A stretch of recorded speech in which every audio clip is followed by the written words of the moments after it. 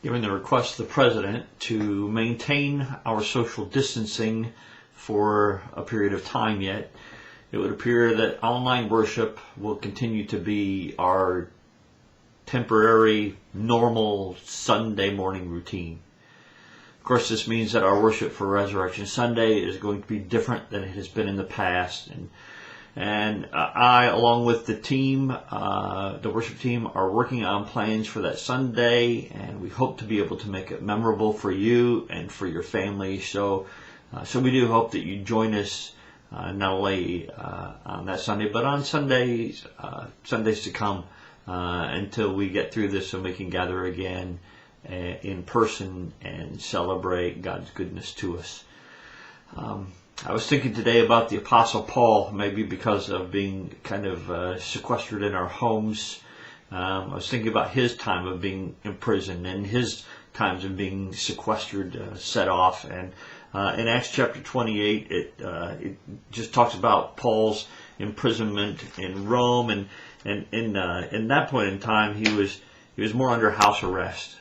He had a house that had been rented, and he had a guard on duty with him at all times. People could come and go, so it wasn't like he was quite under that same quarantine. But still, given Paul's heart to Rome and to be able to go to wherever the Spirit led him, I'm sure that was a very difficult time for him.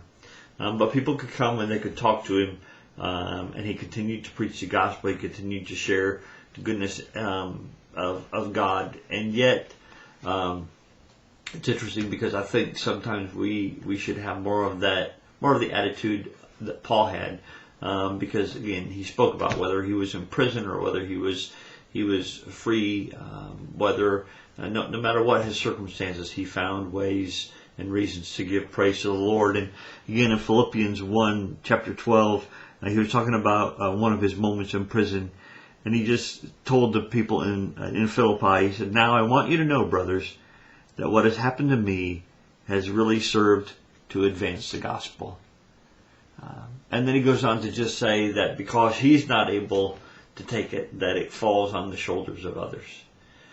So my encouragement to you today is just for you to know that this gospel that we have been given is meant to be, it doesn't fall on any one of us to share that with all people, but it falls on all of us to share it with some. So maybe our time right now can be used in sharing with those that we have contact with, whether it's electronically, whether it's face to face, whether it's across the fence, no matter what it happens to be. Share the gospel and be the church. Amen.